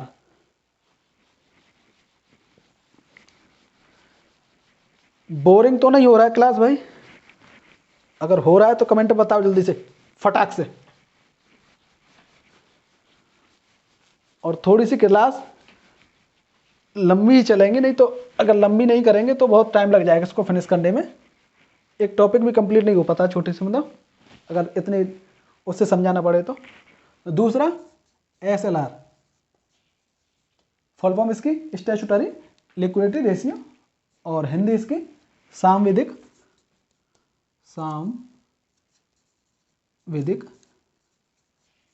तरलता अनुपात। सांविधिक तरलता अनुपात ये क्या है साहब? जैसे CRR जो क्या था, वो RBI के पास इनको कुछ पैसा रखना पड़ता था, यानी कि बैंकों को, जो बैंक हैं, अपने NDTL का नेट डिमांड टाइम लायबिलिटी क्या होती है थोड़ी देर में बता देंगे इसको, ठीक है, क्या चीज़ होती है। इसका कुछ प्रतिशत हिस्सा RBI के पास रखना पड़ता था कैश के रूप में CRR में। अब यहाँ क्या होता है, यहाँ पर RBI के पास नहीं रखना है SLR के अंतर्गत, यहाँ पर अपने पास ही रखना है इनको, अपने NDTL का कुछ प्रतिशत अपने पास ही अपनी जेब में रखना है। फिर वही कल्पना करो, पहले आपके पिताजी कह रहे थे कि बेटा आपको इतने प्रतिशत जो पैसा हमारे पास रखो, 100 रुपये में से 20 रुपये हमें दो, संकट के समय में हमसे लेना। अब पिताजी कह रहे हैं 20 रुपये तो हमारे पास रखने ही रखने हैं, यानी CRR को तो रखना ही रखना है आपको। अब SLR के रूप में अपनी जेब में 10 रुपये और रखो, वो खर्च नहीं करने, वो बहुत ज़्यादा संकट के समय में बहुत अति आवश्यक है तभी खर्च करने हैं, अन्यथा नहीं। तो ऐसे करके पहले 20 रुपये अपने पास रखवा लिए थे पिताजी ने आपके ने, और अब 10 रुपये आपसे कह दिए अपनी जेब में रखो, तो आपके पास टोटल कितने रुपये बचे? 70 रुपये। तो आपकी तरलता को कम कर दिया। वहीं पर इसको बढ़ा दे SLR को कि आपको अपनी जेब में और ज़्यादा, वो कह के नहीं अब आपको 10 रुपये नहीं, आपको 20 रुपये रखने पड़ेंगे, तो आपकी तरलता कम कर दी। और यहीं कह दे नहीं 20 रुपये नहीं, अब आप क्या करो, 10 रुपये रखो तो आपके फिर 70 रुपये हो जाएंगे। तो यानी आपकी तरलता को बढ़ा दिया। वही सेम CRR के रूप में पहले 20 रुपये रख रहे थे पिताजी, अब कहते हैं आपको नहीं 10 रुपये रखो, तो यानी आपकी तरलता को बढ़ा रहा है। और वही कहते हैं नहीं 30 रुपये रखो, आपकी तरलता को कम कर रहे हैं आपके पिताजी। यानी कि मार्केट में आप पैसा कम खर्च कर पाएंगे, यानी कि तरलता को आपके पिताजी कम कर रहे हैं और कभी बढ़ा दे रहे हैं। किन के माध्यम से?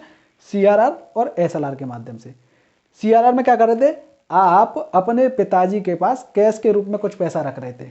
SLR में आप अपने पास कुछ पैसा रख रहे हैं, परंतु यहाँ ऐसी कोई बाउंडेशन नहीं कि यहाँ कैश में रखना था। यहाँ कोई ऐसी बाउंडेशन नहीं है कि आपको कैश में ही रखना है। नहीं, आप कैश में भी रख सकते हो, आप गोल्ड में रख सकते हो, सोने में, आप सिक्योरिटी या प्रतिभूति खरीद के भी रख सकते हो, सरकारी प्रतिभूतियाँ। ठीक है, तो इसको अगर भाषा में बोलें, परिभाषा में बोलें, ऐसे कहें कि SLR क्या है कि SLR के तहत RBI बैंकों को कहता है कि आप अपने NDTL का कुछ प्रतिशत हिस्सा अपने पास रखिए, वो चाहे कैश में रखिए, चाहे गोल्ड में रखिए, चाहे गवर्नमेंट सिक्योरिटीज में रखिए या सरकारी प्रतिभूतियों में रखिए, जिसमें आपको लगे उचित उसमें रखिए। तो अगर आपसे पूछा जाए ये किस में रखेंगी, कैश में रखेंगी, और ये पैसा वो वाला है जो आप खर्च नहीं कर सकती ना, लोन के रूप में मार्केट में नहीं दे सकती, तो कोशिश किस में रखेंगी, ये कैश में रखेंगी या गोल्ड में रखेंगी या गवर्नमेंट सिक्योरिटी में रखेंगी, गवर्नमेंट सिक्योरिटी में रखेंगी। आपको इसका आंसर जो है कमेंट बॉक्स में देना है, बाकी हम इसका आंसर बताएंगे। तो ये जो है कैश में नहीं रखेंगी। क्यों नहीं रखेंगी? कि सब कैश में इसलिए नहीं रखेंगी क्योंकि ये खर्च तो करना नहीं है ना पैसा, कभी संकट के समय में यूज करेंगे। आज तो खर्चा करना नहीं है, जेब में ही रखा रहना है। तो जेब में रखा रहना है, कल को यानी कैश में रख दिया है, इसका पैसे का उन्हें कोई लाभ नहीं मिल रहा है। इनके पास 3 ऑप्शन है, कैश में रख दो, गोल्ड में रख दो या गवर्नमेंट सिक्योरिटी में रख दो। कैश में कोई लाभ नहीं मिलेगा, कोई ब्याज नहीं मिलनी, कोई कुछ नहीं करना, पैसा पड़ा हुआ है। और एक बार याद करो, जब संसाधनों की गतिशीलता पढ़ा रहे थे, आय का चक्रीय प्रवाह, तो वह हमने बोला था कि आपके पास 1 करोड़ हैं, तो हो सकता है ये आगे चल के 1 करोड़ न रह करके 90 लाख हो जाए, 95 लाख हो जाए, 80 लाख हो जाए, या 99 लाख हो जाए, या 98 लाख हो जाए। वो कैसे हो जाएंगे कि आज आपके पास 100 रुपये थे और मार्केट में कोई चीज़ 100 रुपये की मिल रही थी, यानी कि मार्कर जो था, ये मार्केट में 100 रुपये का आज है, इसका रेट है, और आपके पास 100 रुपये भी हैं, आप 100 रुपये देकर खरीद ही सकते थे, पर आपसे किसी ने मना कर दिया, यानी आपको ऐसी बाउंडेशन लगा दी, आप वो पैसा खर्च नहीं कर सकते। तो आपको ये 100 रुपये की चीज़ मिल रही थी, आपके हाथ से निकल गई। कल को यही चीज़ हो सकता है 110 रुपये की हो जाए और वो आपके पास जेब में 100 रुपये रखे हुए हैं। तो अब देखो, क्या अगर ऐसे नहीं कह सकते हम, जो 100 रुपये आपके पास रखे थे, ये 100 रुपये का कल ही मिल रहा था, पिछली कल को मिल रहा था, आज ये महंगा हो गया, 110 का हो गया, तो ऐसे कहें कि आपके पास जो 100 रुपये रखे थे उसकी 10 रुपये वैल्यू कम हो गई है। यानी कल जो है, जो गया कल, उस 100 रुपये की इतनी औकात थी, इसको खरीद सकता है, अब उसकी औकात घट गई है, इसकी खरीदने की औकात नहीं रही उस 100 रुपये की, तो वो 90 रुपये का हो गया, ऐसे कह सकते हैं। उसे 10 रुपये और चाहिए, तब वो इसकी वैल्यू के बराबर होगा, तो इस तरीके से कम हो जाता है। तो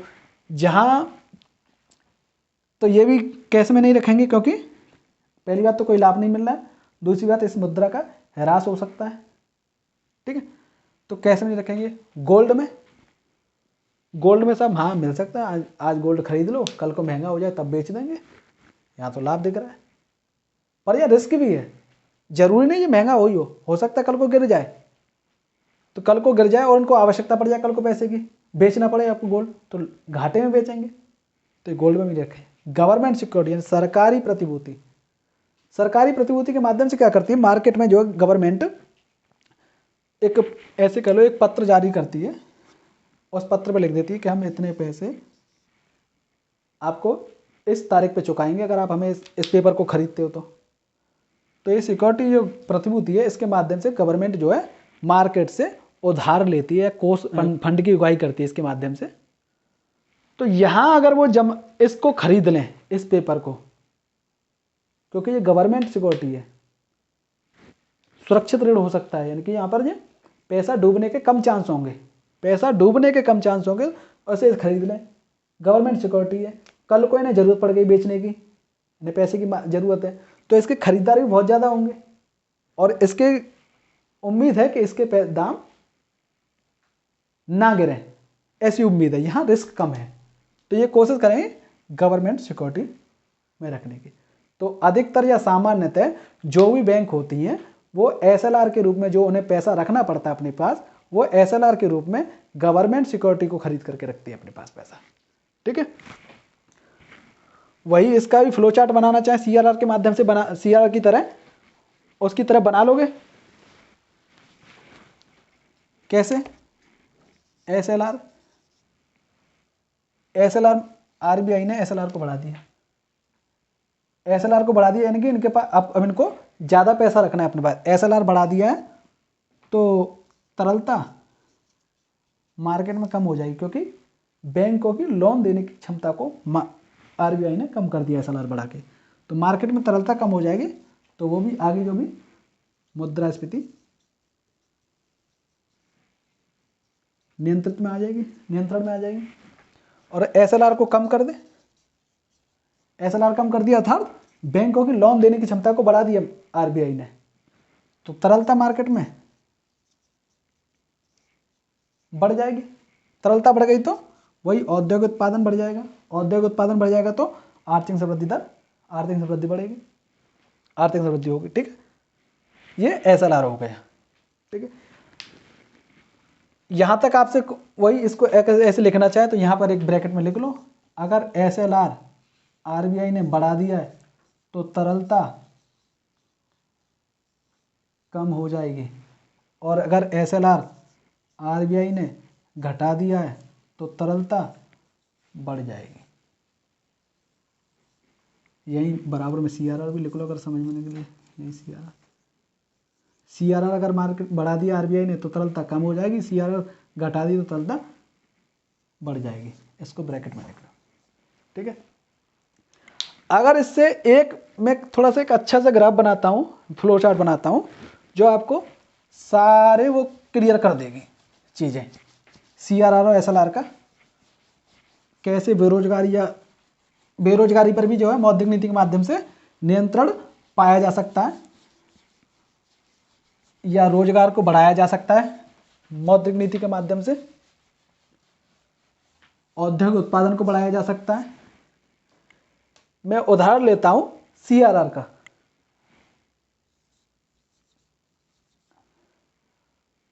आरबीआई ने सीआरआर के रूप में, या ऐसे भी हटाओ, ऐसे लेता हूं, रेपो रेट या रिवर्स रेपो रेट के माध्यम से समझ लें। अगर आरबीआई अपनी ब्याज दरों को कम कर देता है, अगर आरबीआई अपनी ब्याज दरों को कम कर देता है तो बैंकों के पास पैसा ज़्यादा होगा, तो मार्केट में तरलता ज़्यादा होगी, ब्याज दर कम तो तरलता ज़्यादा, मार्केट में अधिक, तरलता अधिक तो उद्योगपति के पास ज़्यादा पैसा पहुंच रहा है, या बाजार में ज़्यादा पैसा पहुंच रहा है, तो निवेश भी अधिक होगा, निवेश अधिक होगा।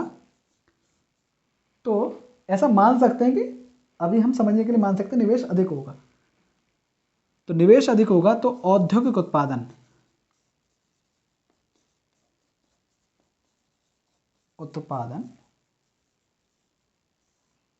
अधिक होगा।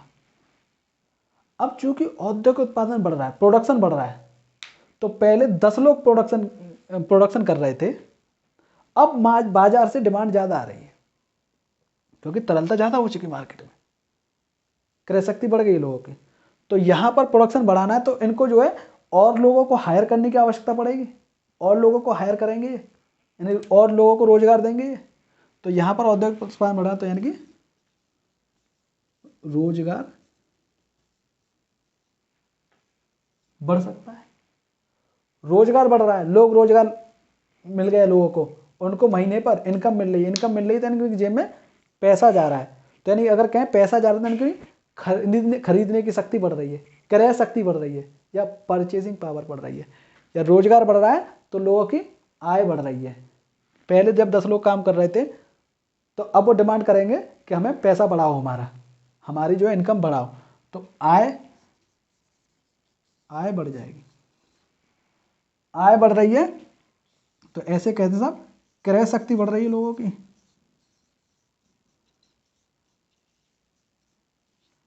क्रय शक्ति बढ़ रही है। तो जहां जो है लोग पहले मटके के पानी से काम चला रहे थे, गर्मी पड़ रही है, यानी चल 100 रुपये का, या अब तो 100 रुपये का मटका ले आते हैं, उसमें मस्त ठंडा पानी करके पिएंगे। अब क्या हुआ, इनको रोजगार मिल गया, आय मिल गई, लोगों को आय हो रही धुआंधार, क्रय शक्ति बढ़ रही है। तो अब ये मटके की जगह सोचेंगे एक फ्रिज ले लेते हैं, फ्रिज लेंगे ये, तो फ्रिज लेंगे तो यानी क्रय शक्ति बढ़ गई, इसलिए तो फ्रिज लेने, पहले मटके से काम चला रहे थे, अब फ्रिज, पहले वो है नोकिया का बटन वाले से काम चला रहे थे, अब एंड्रॉयड चाहिए इन्हें, और जिसके पास एंड्रॉयड है वो आईफोन लेने की बात करेगा। तो यानी डिमांड बढ़ रही है लोगों की, डिमांड बढ़ रही, क्रय शक्ति बढ़ रही, तो यानी कि महंगाई बढ़ जाएगी, मुद्रास्फीति,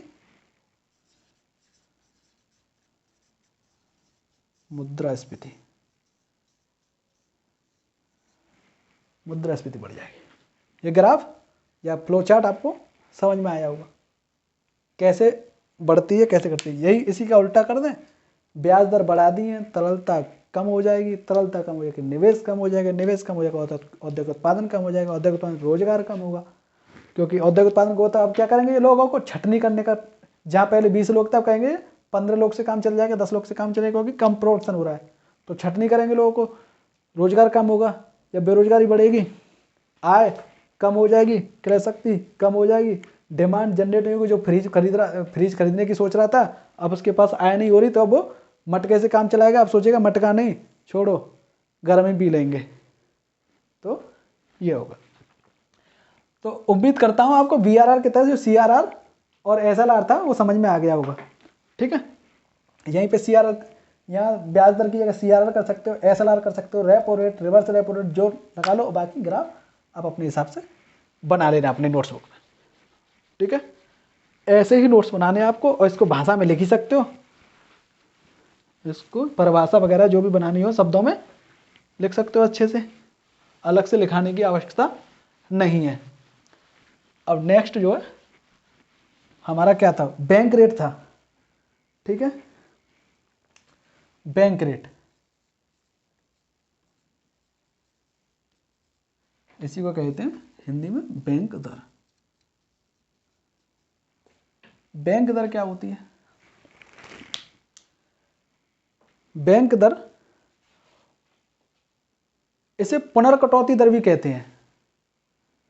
पुनर्कटौती क्या है कि जो फेडरल बैंक है, पुनर्कटौती दर इसलिए कहते हैं, फेडरल बैंक जो अमेरिका की है, वो बाजार से प्रतिभूतियों का क्रय करती है, यानी बाजार से प्रतिभूतियों का क्रय करती है बट्टे पर, बट्टा, तो यानी कि जो प्रतिभूति थी या ऋण पत्र थे, उन ऋण पत्र पे डिस्काउंट पे खरीदती है, तो कटौती करती है उनमें, इसलिए इसे पुनर्कटौती दर भी कह देते हैं। RBI के संदर्भ में यानी कि भारत में व्यवहारिक रूप में ये वह दर है जिस दर पर RBI जो है अनुसूचित व्यापारिक बैंकों को दीर्घकालिक ऋण देता है, अनुसूचित व्यापारिक बैंकों को दीर्घकालिक ऋण देता है, वह दर बैंक दर कहलाती है। अर्थात वह ब्याज दर जिस पर RBI व्यापारिक बैंकों को द्वारा लिए जाने वाले दीर्घकालिक ऋण पर ब्याज की गणना करता है, बैंक दर कहलाती है। ठीक है, इसे पुनर्कटौती दर भी कहते हैं। इसका बस इतना ही है, और वही बैंक दर बढ़ा, यानी कि इसको भी वही सेम समझना है, बैंक रेट बढ़ा दी अगर RBI, कौन सी दर थी, जिस पर RBI जो है बैंकों को दीर्घकालिक समय के लिए ऋण देता है, बैंक दर कहलाती है, इसे पुनर्कटौती दर भी कहते हैं।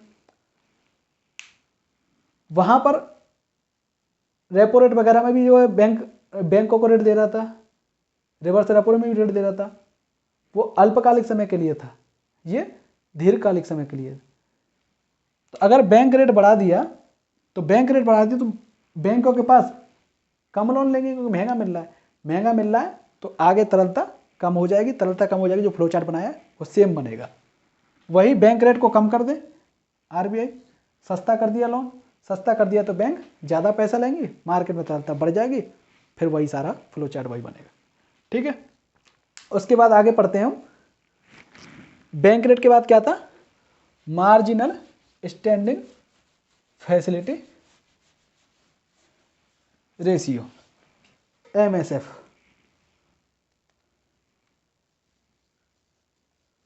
MSF rate, marginal standing facility rate या सीमांत स्थायी सुविधा दर, इसी को और कहना तो अतिरिक्त ऋण सुविधा दर। तो इसकी परिभाषा है कि वह बाजार दर जिस पर आरबीआई अनुसूचित बैंकों को या अनुसूचित वाणिज्यिक बैंकों को या व्यापारिक बैंकों को एक रात के लिए या अत्यल्प समय के लिए ऋण देता है, वह दर जो है एमएसएफ रेट कहलाती है। क्या? कि वह ब्याज दर जिस पर आरबीआई अनुसूचित क्या होती हैं, जब आप बैंक पढ़ाएंगे तो वहाँ पढ़ाएंगे। तो आरबीआई के जो आरबीआई अधिनियम है, उस अधिनियम के तहत जो बैंक रजिस्टर्ड होती हैं उनको अनुसूचित व्यापारिक बैंक कहते हैं। ठीक है, अनुसूचित बैंक कहते हैं। अनुसूचित व्यापारिक या वाणिज्यिक बैंकों को एक रात, ओवरनाइट, यानी आज लो तो आज ही चुकाना है, ओवरनाइट, एक रात के लिए, एक रात या अत्यल्प समय के लिए ऋण देता है, उसे एमएसएफ रेट कहते हैं। उसे एमएसएफ रेट कहते हैं।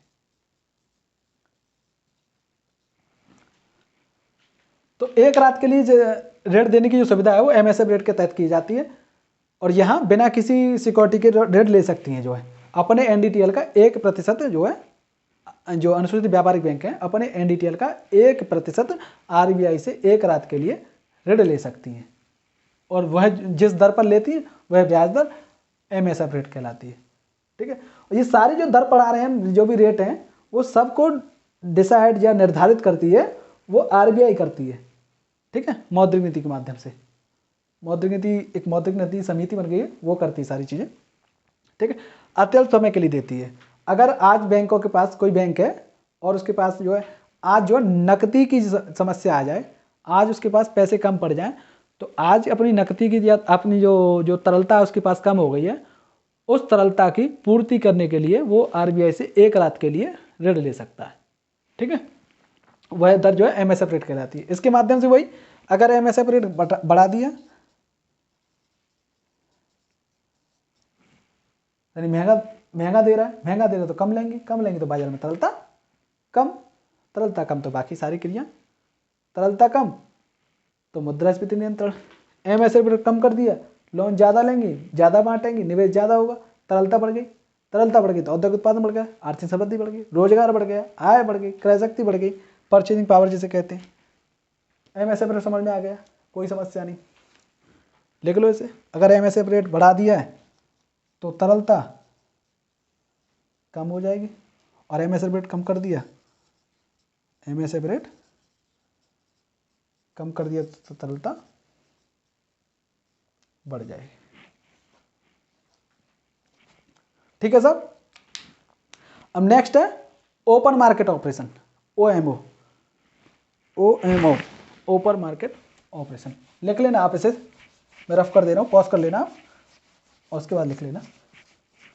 सारी चीज़ें अपने नोट्स में लिखते जाएं, जो भी हम बोलते हैं या जो भी लिखाते हैं सब लिखते जाओ, ऐसे ही आपके नोट्स तैयार होंगे। अलग से कहीं से आपको ज़रूरत नहीं है लेने की, सब ऐसे ही लिखते रहो। किसी नोट्स वोट्स के चक्कर में ना वहाँ से ले लिए या वहाँ खरीद लिए, नहीं, यही नोट्स बनाओ, मस्त आराम से पढ़ो। हाँ, ओपन मार्केट ऑपरेशन, इसके अंतर्गत क्या करता है, आरबीआई जो है सरकारी प्रतिभूति हैं उनकी खरीद बिक्री करता है। सरकारी प्रतिभूति क्या होती है, प्रतिभूति या सरकारी प्रतिभूति, प्रतिभूति वह एक प्रतिभूति एक लिखित प्रमाण पत्र होती है जिसके माध्यम से बाजार से ऋण लिया जा सकता है।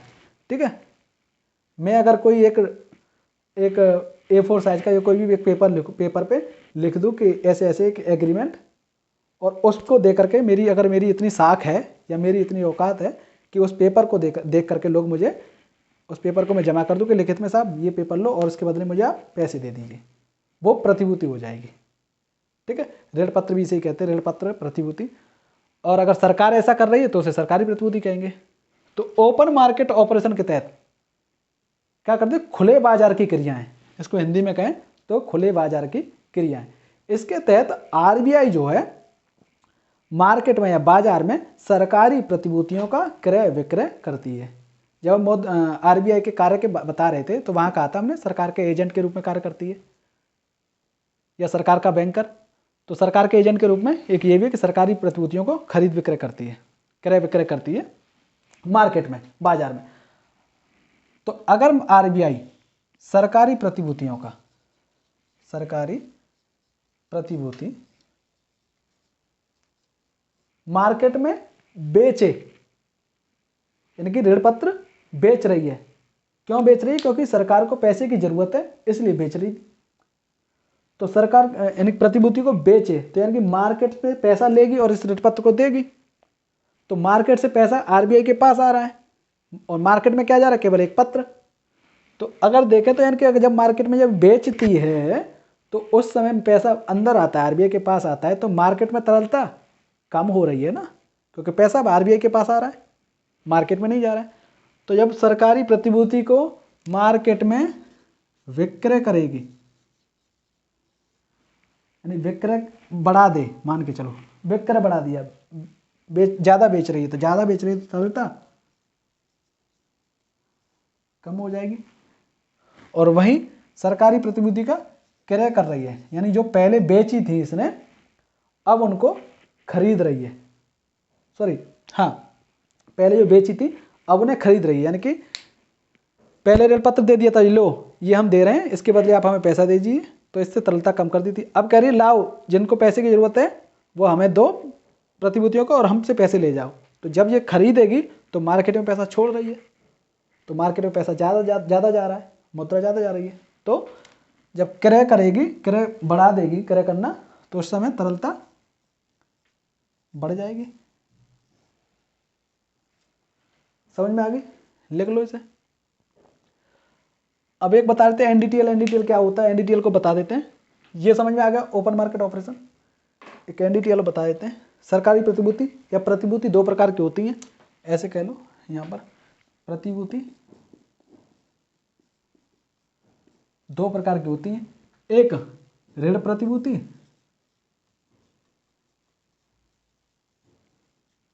प्रतिभूति की जब परिभाषा पढ़ाते हैं वहीं पे समझना है। तो प्रतिभूति एक लिखित प्रमाण पत्र होती है जिसके माध्यम से बाजार से या जिसके बदले में ऋण लिया जाता है। और प्रतिभूति दो प्रकार की होती है, एक ऋण प्रतिभूति और एक अंश प्रतिभूति। यानी कि अगर किसी ऋण पत्र को जारी करके केवल पैसा लिया जाए और जो आप कंपनी या कुछ भी चला रहे हैं उसमें उनको शेयर ना दिया जाए, तो ऐसी प्रतिभूति ऋण प्रतिभूति कहला जाएगी। और एक ऐसी प्रतिभूति बांट रहे हो आप या उसके माध्यम से पैसा ले रहे हो मार्केट से, कि जहां आप कह रहे हो कि साहब जो मेरी कंपनी है वो है, उसमें आपको इतने प्रतिशत का मालिकाना हक भी दिया जाएगा, आपको शेयर दिए जाते हैं। तो ऐसी प्रतिभूति को अंश प्रतिभूति कहते हैं, शेयर सिक्योरिटी, और वो डेट सिक्योरिटी। स्टॉक मार्केट में ये वाली भी होती है, ये दूसरी उसमें, ठीक है। तो शेयर सिक्योरिटी और वो debt security. Open market operation समझ में आ गया। एनडीटीएल समझा देते हैं अब। एनडीटीएल क्या होता है, इतनी देर से एनडीटीएल कह रहे थे, क्या होता है वो एनडीटीएल।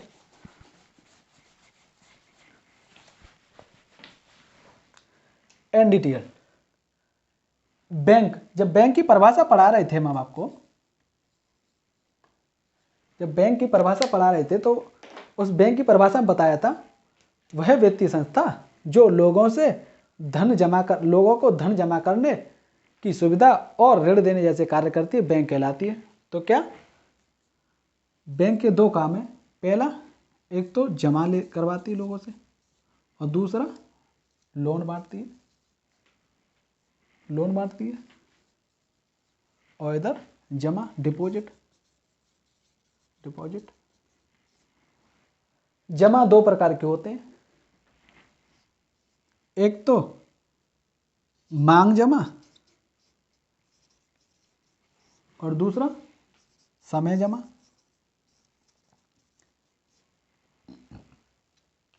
जब मन किया, जब एटीएम से पैसे निकाल लिए, जब मन किया आपने, अगर आपके खाते में पैसे हैं तो जब मन किया आप जो है बैंक की शाखा में गए और वहाँ जो लाइन एक चेक भरा, चेक के माध्यम से पैसा निकाल लिया। तो ऐसी जो है मांग जमा कहलाती है। और आपने एक फिक्स कर दिया कि ये पैसा हम 1 साल के लिए जमा कर रहे हैं या 2 साल के लिए जमा कर रहे हैं या 5 साल के लिए जमा कर रहे हैं, ऐसी जमा को समय जमा कहते हैं। फिक्स डिपॉजिट जो है एफडी जैसी जो चीज़ें वो इसके अंतर्गत आती हैं। तो मांग जमा इंग्लिश में से क्या कहते हैं? मांग, डिमांड, और जमा को डिपॉजिट,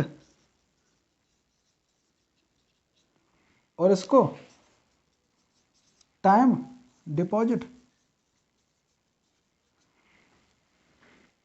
ये जो जमा कर रही है बैंक, ये इसे बाद में देना भी तो है, लोगों को वापस करना है। तो बैंक की ये देयता है या दायित्व है कि इतना पैसा अगर आया तो भविष्य में जब देना भी पड़ेगा। और यहाँ जब ये ऋण बांटती है तो इससे इसे पैसा मिलेगा और जिससे पैसा लाभ मिलेगा, जिससे लाभ मिलता है वो इसे एसेट कहते हैं, एसेट। ठीक है। तो ये चूंकि इसे भविष्य में देना भी है, क्योंकि अभी इसके पास जमा हुआ है तो ये देना भी है, तो इसे दायित्व कह रहे हैं, दायित्व कह रहे हैं या देयता। तो देयता को या दायित्व को इंग्लिश में कहते हैं लायबिलिटी। तो ये डिमांड लायबिलिटी हो गई और ये टाइम लायबिलिटी हो गई। अगर इन दोनों को जोड़ दें, डिमांड लायबिलिटी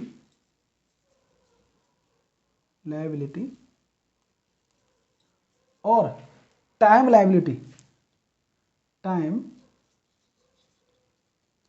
लायबिलिटी, इन दोनों को जोड़ दें तो ये ग्रॉस लायबिलिटी आ जाएगी। ग्रॉस, तो gross demand and time liability ऐसे कहते हैं। तो ग्रॉस, इसकी फुल फॉर्म है, तो gross demand and time liability.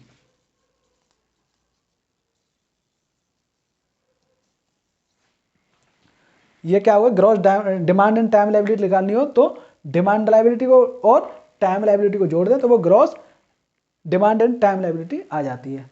और इसमें से अगर बैंक की जो अतिरिक्त देयताएं हैं उनको निकाल दें, यानी कि IBL इंटर बैंक लायबिलिटी, उनको निकाल दें तो नेट लायबिलिटी आ जाएगी, net demand and time liability आ जाएगी। तो इसकी शॉर्ट फॉर्म लिख लेते हैं, इसे GD और ये T और ये L। तो अगर net demand and time liability निकालनी हो तो NDTL जो कह रहे थे वो निकालनी हो, तो इस GDTL में से जो बैंक की दूसरे बैंक की जो देयता है, दूसरे बैंक को जो देना है, होता है क्या है, आपका खाता किसी बैंक में था और आपने चेक भरा, किसी व्यक्ति को देना था और उसने वो आपको किसी व्यक्ति को पैसे चुकाने थे या पैसे देने थे, आपने उसे चेक भर के दे दिया कि ले निकाल लियो, उसने वो किसी दूसरी बैंक से जाके निकाला। तो आपके बिहाफ पर किसी दूसरी बैंक ने पैसा दे दिया। आपका था जो है SBI में खाता और पैसा निकला एक्सिस बैंक से, तो एक्सिस बैंक ने SBI के पैसे जो है अपनी जेब से दिए ना, तो आगे चलकर SBI से वो पैसे लेगी एक्सिस बैंक। तो ऐसे पैसे को यानी एसबीआई के जो एक्सिस बैंक को जो पैसा देना था, जो लायबिलिटी थी एसबीआई की, एक्सिस बैंक की, वो लायबिलिटी को निकाल दें तो net demand and time liability निकल जाएगी। तो जीडीटीएल में से इंटर बैंक लायबिलिटी को घटा दें या निकाल दें तो एनडीटीएल आ जाएगा। तो इसी एनडीटीएल का कुछ प्रतिशत हिस्सा सीआरआर के रूप में आरबीआई के पास बैंकों को रखना पड़ता है, और इसी एनडीटीएल का कुछ प्रतिशत हिस्सा जो है एसएलआर के रूप में बैंकों को अपने पास रखना पड़ता है। तो मात्रात्मक उपकरण के तहत हमने जो आते हैं LAF, VRR, bank rate, MSF rate और ओपन मार्केट ऑपरेशन या खुले बाजार की क्रियाएं पढ़ी। अगली क्लास में हम जो है गुणात्मक उपकरणों को पढ़ेंगे।